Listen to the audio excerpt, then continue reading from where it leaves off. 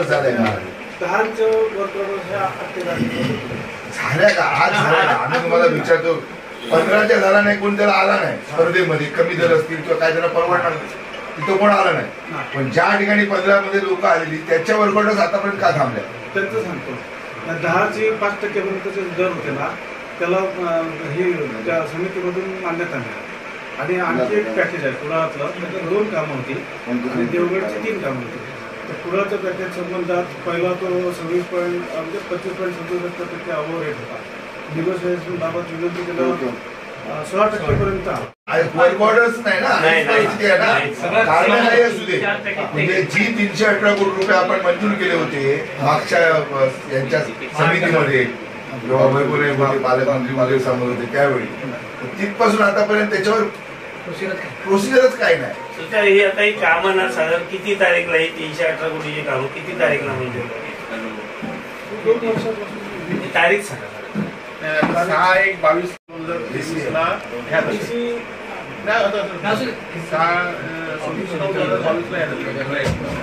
September आणि आता मान्यता झाली. म्हणजे आमच्या नवीन पालकमंत्री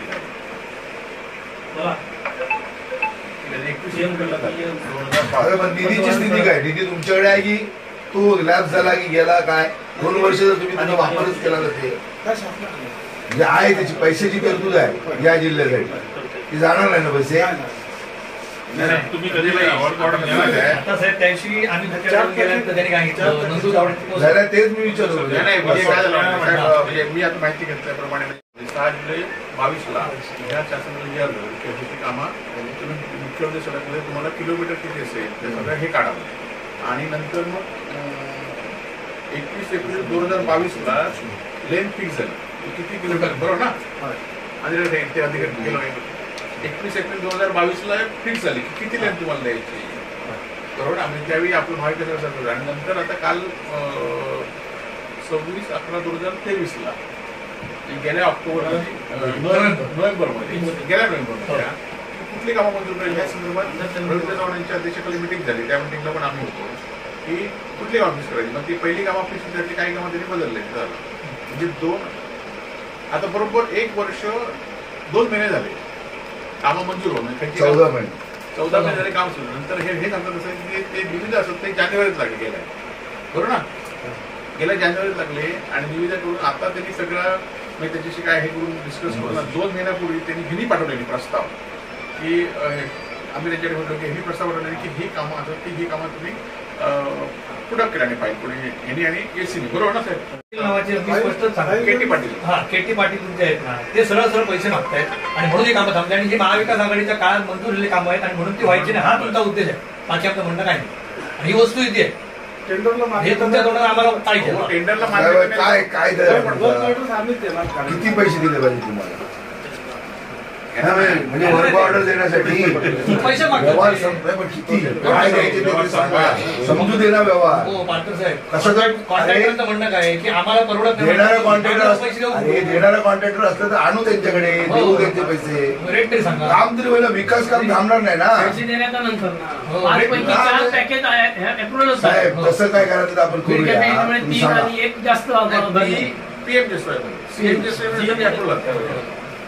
बरोबर ना साहेब?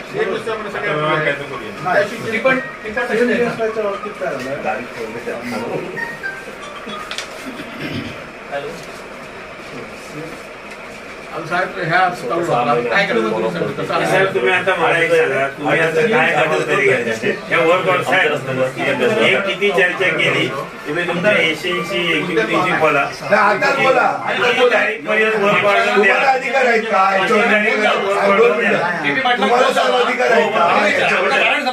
साहेब तुम्हाला अधिकार आहे यावर निर्णय घ्यायचा. संबंधित जबाबदार अधिकाऱ्याची फोनवर बोला. शिवसेनेचं शिष्टमंडळ आलं म्हणा नेतृत्वाखाली काय करायचं म्हणा.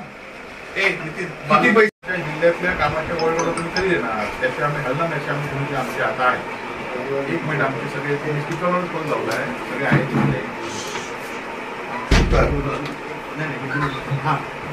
हॅलो साहेब, सतीश सावंत बोलतोय ना. नमस्कार. ह्या आता ज्या वर्क ऑर्डर ज्या आहेत PMGSYच्या CMGSYच्या ह्या वर्क ऑर्डर तुम्ही किती तारीख पर्यंत देणार आहात?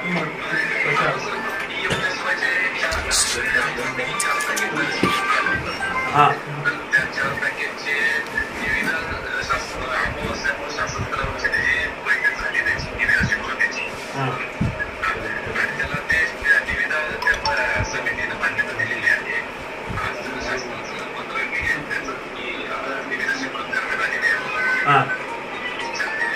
ही 4 पॅकेजची झाली. बाकी पॅकेजचं काय CMGSY आणि PMGSYच्या हा हा हा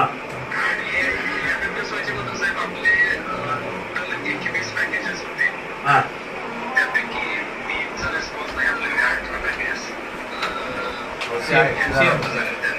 मग ठीक आहे. 18 ज्याचा रिस्पॉन्स मिळाला त्या 18 पॅकेजची वर्क ऑर्डर कधी निघणार?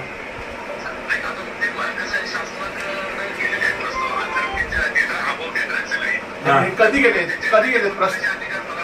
हो पण प्रस्ताव कधी गेले साहेब शासनाकडे? हो पण कधी गेले? काल गेले, 8 महिन्यापूर्वी गेले, 2 महिने 1 डिसेंबर म्हणजे आता 1.5 महिना झाला. 1.5 महिना. हा मग आता इकडे पारकर साहेब बोला. हो साहेब, संदेश पारकर बोलतो. हे अधिकारी कॉन्ट्रॅक्टर 318 कोटीची 30 पॅकेज गेली 14 महिने झाले.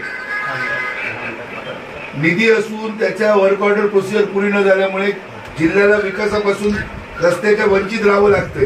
याला जबाबदार कोण? पैसे कधी करणार?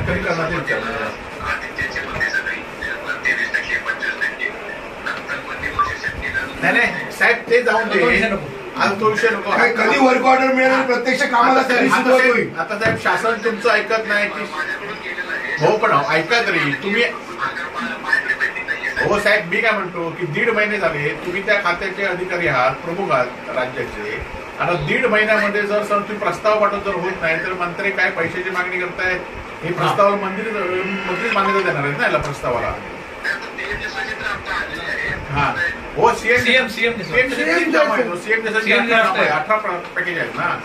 माझं काय म्हणणं साहेब की तुम्ही आता हे 8 दिवसात तर आता बघा आमच्याकडे एक डेप्युटी पाहिजे, 3 एक्झिक्युटिव्ह पाहिजे, सॉरी 3 डेप्युटी पाहिजे, 1 एक्झिक्युटिव्ह पाहिजे. फक्त या सगळ्या अधिकाऱ्यामध्ये एकच डेप्युटी फक्त ह्या इतक्या काम ऑफिसमध्ये एकटे आहे. आणि असं जर करायला लागलं तर साहेब ऑफिस पाहिजे. हो नाही म्हणजे साहेब काय माहिती आहे ह्या तुमचा भोंगळ कारभार आहे की 1.5 महिने येऊन प्रस्ताव. काही ठिकाणी आता आम्ही बघतो टीव्हीवर मेट्रो झाली, समृद्धी हायवे झाला,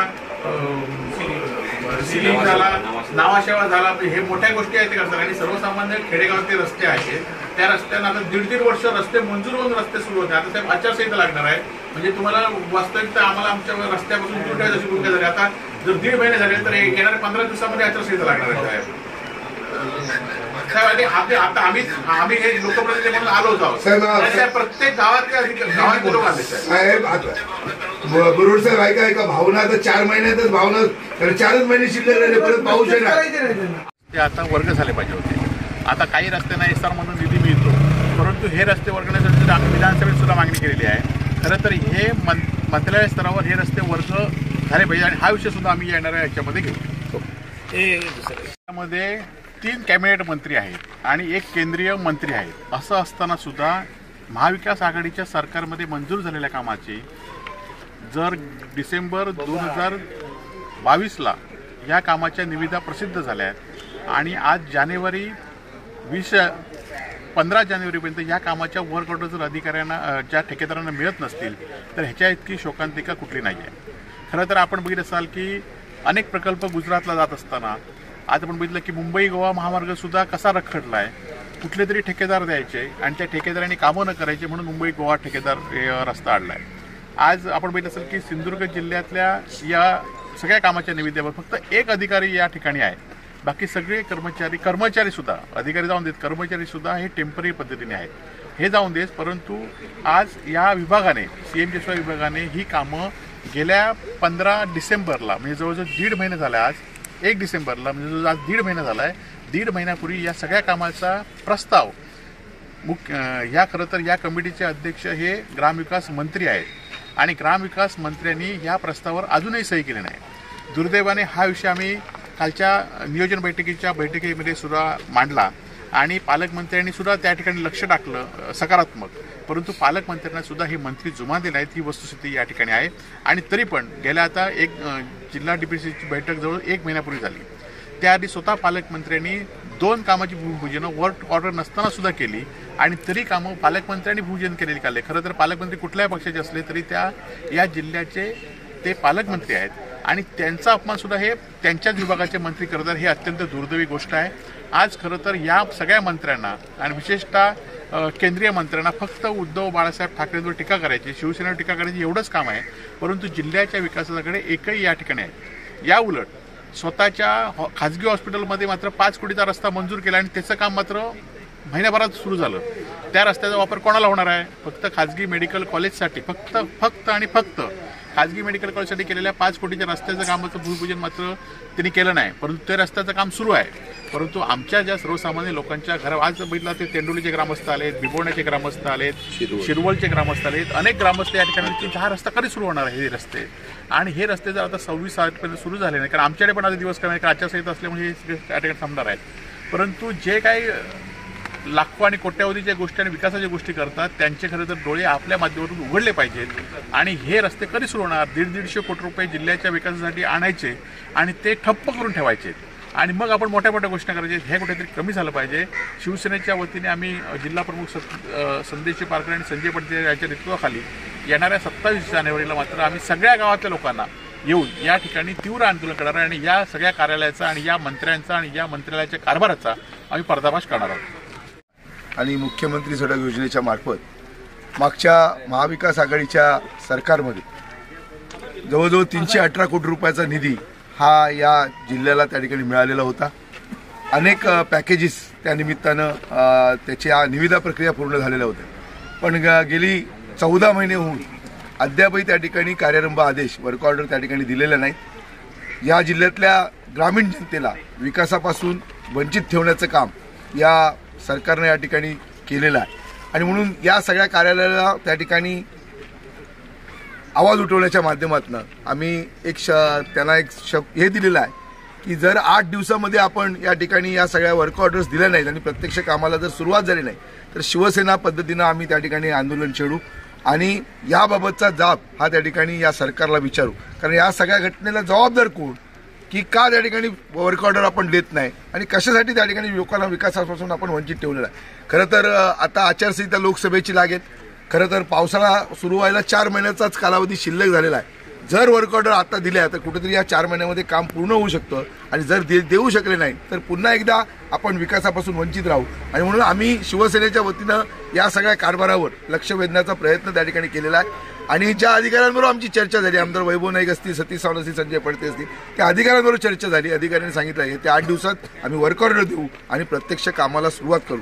पण जर हे घडलं नाही तर आम्ही शिवसेनेच्या माध्यमातून या ठिकाणी जोरदार अशा पद्धतीचं आंदोलन लोकशाहीच्या मार्गाने करतो.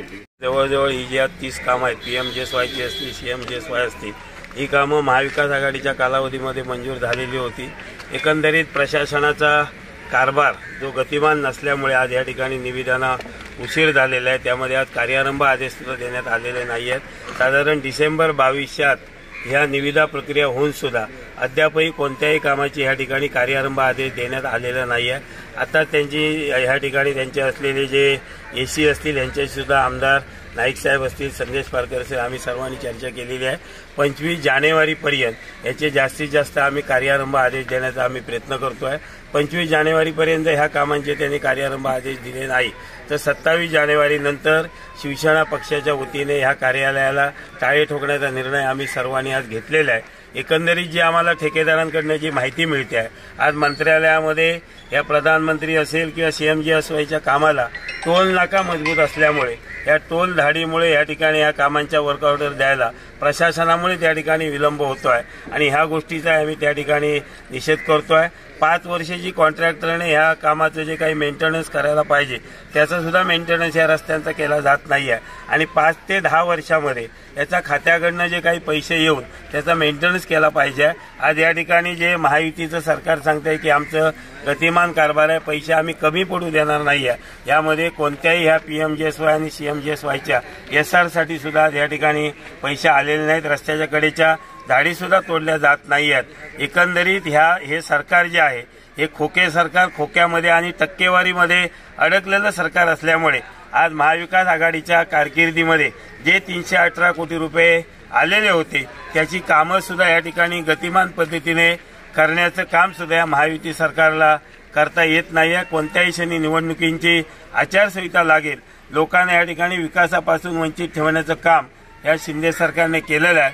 त्याचा आम्ही आज शिवसेना पक्षाच्या वतीने जाहीर निषेध करतोय आणि 25 जानेवारीपर्यंत या ठिकाणी या कामांना जर कार्यारंभ आदेश मिळाले नाही तर 27 जानेवारी नंतर कोणत्याही प्रकारची पूर्वसूचना न देता या कार्यालयाला टाळे ठोकू। या ठिकाणी फक्त एकच, या ठिकाणी 3 डेप्युटी इंजिनियर लागत आहेत, तो एकच आहे, कार्यकारी अभियंता नाही आहेत। ज्या ठिकाणी 318 कोटीच्या खात्याचा कारभार फक्त एकच डेप्युटी इंजिनियर चालवतोय।